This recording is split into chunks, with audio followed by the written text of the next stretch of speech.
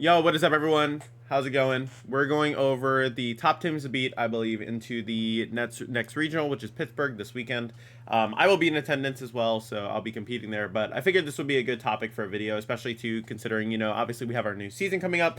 We have some new regionals. I kind of want to talk over some teams that I think are kind of around, and things that you would want to be like aware of, right? So first off, I wanted to just talk about the pricing breakdowns too. So for regionals, we did get an increased pricing this year. So the champion of this tournament will take home like $6,000, which is kind of insane, right? We are going to be between 256 to 511 players. Unfortunately, Pittsburgh was not able to get more players because of their, I believe it's a limit on Hori docks, which was basically their switch docks to be able to play on LAN.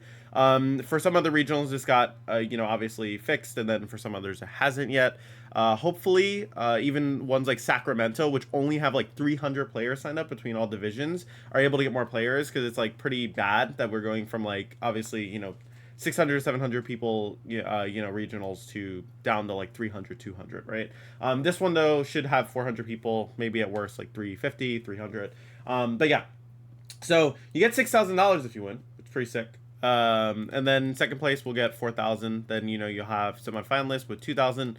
5th to 8th, 1,000, and then 9th to 16th with 750. So there's a decent pricing breakdown for this tournament. If there was more players, actually, I don't know if there would just be more CP payout, but like this is kind of the extent of like how much gets paid out. So it's pretty good. It's definitely not bad. Then we have the first team I wanted to go over going into this tournament, right? So first off, I want to talk about Hirofumi Kimura's team. So this team is pretty popular right now, right? It's pretty much like an offensive Tailwind Arcanine team. It can throw out big rock slides. It can throw out, Urshifu Surging Strikes as Flutter. Now, I wanted to talk about some potential changes and differences that you can see from this version going into the future, because I do think there are some sets here that are particularly, like, not necessarily unrefined, but like they're a lot more peculiar, and like I would see most players wanting to deviate away from them. One of the main ones that I see is the Terra Normal Arcanine. Maybe having a more defensive Terra there would probably be good, considering that Chien-Pao, obviously isn't helping your Arcanine with its defense. Iron Hand's throwing out Drain Punches. You're probably getting knocked out by those if you're getting hit by Drain Punch with Sword of Ruin. Or not even getting knocked out, but you're just taking too much damage, right? Considering you're giving yourself recoil. Terra Normal's not really a good type. Like, I've tried this team before, and like Terra Normal does not feel good. I think even something like Terra Fairy offers a bit more utility on the Arcanine, because you're able to sit in front of Iron Hand's, Drain Punches, and then sit in front of even like Dark Urshifus, right? You can keep the same moveset, I think, but Terra Normal definitely felt a bit weak on it. I could also see the Flutter set changing. I understand the concept behind like the Flutter, obviously being able to be really defensive, set up Calm Minds, and really, do a bunch of damage, but I feel like if you have something like Specs, it kind of suits this team a bit better, where you can output a lot of damage. I will say the one benefit of Calm Mind Flutter is that it like hard beats Trick Room, and I think that's the intention of it. That being said, though, it does have its own weaknesses, where like sometimes you need it to be able to output damage, and it just can't because of its set. So I could definitely see that being something that like potentially changes on the team that people would adjust, right? Besides that, most of it's pretty standard. I think the only thing that's like different is like the Chien-Pao with Terra Poison Life Orb. The calcs you get out of it's pretty good. I could also just see people running Sash, because Sash is like just a nice item to have on Chien-Pao. You get a bit more safety out of it. I think Life Orb is a bit more of an item where it's like there's some risk involved with it, but you also get some more benefits off of the damage you're able to put out. And then finally, the Tornadus, potentially maybe Mental Herb or like a different item, but I think for the most part it makes sense, like the Torn is running. But yeah, that would be like the main couple things that I would think about this team going forward. I think overall this team just has really strong matchups into stuff like Chi-Yu Flutter, because you can just throw out Rock Slides immediately into it. And yes, they can lead hands and they can lead Gyarados and stuff, but like it's still awkward for them because they have to kind of position around it. I do think in general, right, that like Arcanine is a really cool Pokemon, and like it does offer a lot of utility in the format, and I could definitely see it being something that like people have to really respect. It already won like the previous Victory Road tournament, the Grassroots one that happened, and obviously Hirofumi top cut with it. So I could definitely see this team popping up again in the future. So obviously this is Zeen's like winning team, but I'm using Maharada's version because there was no like actual like open paste version on the worlds page of like Zeen's, and they have like the same exact team. So yeah, so basically this team is obviously really strong at one worlds, of course. The other nice thing about it, right, is that like it's just a very like balanced team. So like there are some holes with it. So how I mentioned the first team was really good into Chi-Yu and Flutter, this team actually I think has a little bit of a weakness into the balanced Chi-Yu Flutter. So you're kind of starting to see how the metagame is like interacting with itself. There are certain matchups that like are better or worse. Like, don't get me wrong, you have like Terra Water Iron Hands, which makes it like better. I do think this team is like very like it's a very fair team, I guess, right? Like there's not a lot of like ways to like kind of cheese your opponent, and a lot of the moves are just consistent. It's just consistent good Pokemon. And like it's a team that you definitely bring if you want to like cut or at least like make day two for sure, right? I do think one of the drawbacks of this team is that because you're so focused on a so focused on like that kind of fair, like well, like playing well kind of team, it does really lack some like I guess offensive pressure in some cases. Like you get the offensive pressure out of the POW and the Flutter, but if someone has something that can deal with both of those, right, it can be kind of easy to exploit. And like the Urshifu in a way is kind of easy to exploit as well because it's taunt, right? So it doesn't have a fighting move. So it's not necessarily like by any means I'm not saying it's a bad team. I'm just saying more so that like you have to be aware that like because you're using this, you're gonna have to make reads to kind of compensate for the lack of like offense in some cases this team offers. So like from like your perspective, right, if you were playing versus this, like definitely overwhelming it with like really hard like offense is like probably the way to go, considering like the team, even though it has defensive tools, like it can definitely get overwhelmed pretty easily if you outposition it. Actually, in my previous video when I reviewed when I said like the one that's called like Chiyu destroys a world champion, it was actually about Marco versus Zeen. It was actually Marco's team here versus Zeen's team, right, which is right here, and he was able to overwhelm with Specs Chiyu. The offense was just too much for Zeen to handle when Chiyu was positioned well, and like this is kind of like the main like thing that can exploit this team. So then next up is going to be Fetty Campos team. Now this can either be Nikolai's version. Sorry, I messed up the name regardless. And then you have Fetty's version of the team. So the only difference is like the band versus Life Orb Dragonite.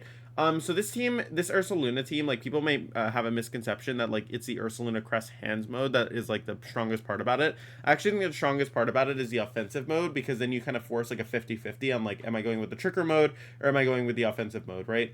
The Dragonite also has a lot of power behind it as well, and the booster Icy Wind Flutter is really good at like enabling these Pokemon. So now if you're thinking about this team and like what like is generally strong into it, something I find that's like really good into these kind of teams, so like if you have a mode that can just like shut down the offensive mode while still also having like a good defensive like backbone versus the Ursaluna Crest and hand stuff, you're actually in a pretty good position versus this kind of team, right? Like it's actually really not a badly functioning team whatsoever. I find that in general, like the one thing that this team can do, especially when you're playing the Ursaluna Crest hands mode, is it can just function a little too slowly sometimes, to where like if your opponent's able to efficiently intimidate cycle, that can be a big issue for that mode. That's kind of what SD is there to like compensate for. But if you have to spend a turn swords dancing, right, as like you're in Trick Room, you're wasting turns of Trick Room, right? So the biggest weakness of this team is either your Trick Room getting stalled out by like good defensive play and like kind of like calling facades and earthquakes into like certain slots, and then for the offensive mode, it's kind of also the same thing actually, like just positioning your pieces well defensively around it, and then being able to like snipe down one or two of the offensive mons, clean up with something in the back that like the opponents can handle with. So while this team is good, I feel like you need to make a lot of reads with it. This is probably one of the more read intensive teams of the format. So I think like you only really use this team if you're confident you can make like some sick plays to kind of outplay your opponent, right? Next up, so Semper's team. So Semper's team is a really interesting team because it doesn't utilize the Flutter main, which you might have seen on majority of these teams. Now, that's both a good thing and a bad thing. So I'll explain kind of like as I've used this team as well, like what I feel like the weaknesses and the good things are. So one of the good things about this kind of team is that like you kind of see a strong ability to kind of put on pressure. By the way, I'm using the exact pace from Victory Road. Like I'm using whatever pace are from Victory Road here. So obviously these teams can be updated, changed between any of these teams. Like I'm sure Zeen's team, Fetty's team, Hirofumi's team, as I mentioned earlier, and then some of these other teams I'll talk about will definitely get updated. But yeah, so basically this team is very focused around enabling the Urshifu and the hands, right? Like hands is the main thing about this team that's like the strongest from what I've played. And really you're just kind of exploiting your physical attackers here to put a dent in the opponent. Now, overall, the Goldingo is really interesting. To me, personally, after using the team, I don't feel as if the Goldingo is strong, but the intention with the Goldingo, right, is you have a kind of nasty plot, like setup mode to kind of pressure other teams, right, and kind of, wall Amoonguss and those kind of options and make it more difficult. The Mental Herb Amoonguss is really interesting with Leaf Storm as well. You shut down stuff like Gastrodon at least, or you at least have a tool for it, right, and then you shut down stuff like Taunt Tornadus, so you can still pressure it with Spore. There's some really cool tools on this team. What my main advisement with this team would be If you're using something like this, you have to be really scared of hands. I think opposing hands is like such a nightmare for this team to deal with in a lot of cases, and it's like one of the biggest weaknesses of this team that you kind of have to try and figure out. I found overall that like this team definitely was like really strong into a lot of the metagame. It's literally just like opposing hands. That's like your biggest issue, right? So if you can deal with opposing hands, it like makes your life like incredibly easy. Or if you find an efficient way to deal with it, but like if their hands is well positioned and it gets out of control, like you have nothing to stop it. It feels like. So that would be what I'd say is the biggest weakness of like this team. You'll notice that Chien-Pao is also running Ice Spinner. This also helps with your Psy Spam matchup, right? Like, you could run Icicle Crash, but Psy Spam obviously, dealing with Psy Spam obviously isn't really bad. And then obviously, you have some other useful tools like Wide Guard Pelipper, which helps protect you versus expanding if you're against that. It helps protect you versus spread moves. It can make your Gholdengo really hard to beat with Ursaluna because you can just Wide Guard spam, right? And then, Ursaluna can't Earthquake you. So, yeah. Then we have Dozo stuff. So this isn't a team that particularly performed well at Worlds, but it's a team I'm seeing like spammed on like Limitless tours and everything. So this team, don't get me wrong, like this team is not exactly a team where I'm like, okay, this is like the most phenomenal team ever. It's just like a team you don't want to get cheesed by because you'll feel really bad if you get cheesed by this. So I put 2 sashes on this by accident. What Chiyu should actually be here is Scarf. So like Scarf Chiyu is a good example with Snarl, right? But basically like this team is kind of like, I don't know how to describe it other than like a button clicker team. Like all you're doing is just clicking offensive buttons and like trying to kill things, right? So this isn't exactly a team that I feel like, I mean, like there's some skill involved with it, but like you're basically just trying to kill things, right? So like you're trying not to like pivot around, you're just trying to like damage things and like just kind of sweep with Dozo in the back. I've seen variations of the Dozo, by the way. I just picked the grass set, but there's the Terra Dragon Order upset. There's also like some other sets with like Rocky Helmet, so it's like more annoying for Urshifu to end game. And different terras that you can take advantage of and exploit. As well too, obviously you have a lot of different variations. So for example, if you were going to go Chiyu with Scarf, then you would probably change the Tatsugiri to something like, I've even seen the AV set on it with Counter Mirror Coat. I've seen a couple of different like unique sets on each of the Pokemon. Like some of the items are really interchangeable, right? So like, for example, like the Chiyu, right? Like you probably want to give it that sash, right? But or not the sash, sorry, you want to give it the Scarf set, but you have a lot of different options that you can exploit. Even Charcoal isn't terrible. There's some different things you can do for sure. Even Assault Vest Chiyu is kind of cute in its own way with Terra Blast Grass. But yeah, basically like the main thing that is really really like exploitable about this team is, as I mentioned, is kind of a button clicker team. It's just clicking attacks into you like every turn. If you can read their attacks and where it's going into, or just kind of cover for like the linear nature of the team, like you're gonna kind of body them, honestly. Like this is not a team that like I feel like will get you like past day 2. I feel like it will maybe make you day 2 because you kind of blow through the players who like don't know what they're doing. But I feel like once you get to day 2, like this team will definitely like underperform a little bit. But obviously if you're just looking for a team to make you to day 2, this might be your team, but yeah, overall like these kind of offensive like spam teams are like just like strong in general, right? It's just stuff you can exploit, and if people don't know what they're doing, you just kind of damage through them, right? So next team I want to talk about, now this is a team that I think requires a lot more skill but also has like a lot of powerful tools on it that you can maybe add on to other teams. So one of the other teams is this Chiyu. I just said this instead of this Chiyu team. So Flutter Chiyu obviously is really strong. Now this version kind of takes a more balanced approach on it and gives you a bit more positioning. I will say the Chiyu with Terra Blast is really sick. It does give you like some really nice matchups because you can obviously pressure opposing fire types. It gives you something to pressure Heatran, right, forcing you to Terra. So there's like a lot of cool options there, and then you have your Roaring Moon set up as like an alternative mode for the team. So overall this team is like pretty strong because the Chiyu hands mode is really strong. Like this team leads Chiyu hands like 99% of the time. Every time I played versus this team, like this is what they want to lead 90% of the time. There are obviously other leads they can go with, but like yeah, that's kind of their like favorite lead on this team because it's like the most balanced approach to any team. The Chiyu is definitely the highlight of the team and what makes it like strong in general. I'd say overall, like this team is definitely a very fair team. So like if you're playing well and you're on point, like this is a team that like you'll have to work hard with, but like will allow you to kind of go deep in the tournament. I do think it's a team that has like a very high skill ceiling, but also it, does really perform well if you're playing it well, right? It also has a high skill floor in my opinion. Like I don't think you could play this team if you're like, just playing like very mid, or like you're not as good. I think you lean into another team in that case. But yeah. I'd say overall, right, like this team's just very strong. It has a good side spam matchup because you have the Roaring Moon plus the Chi-Yu.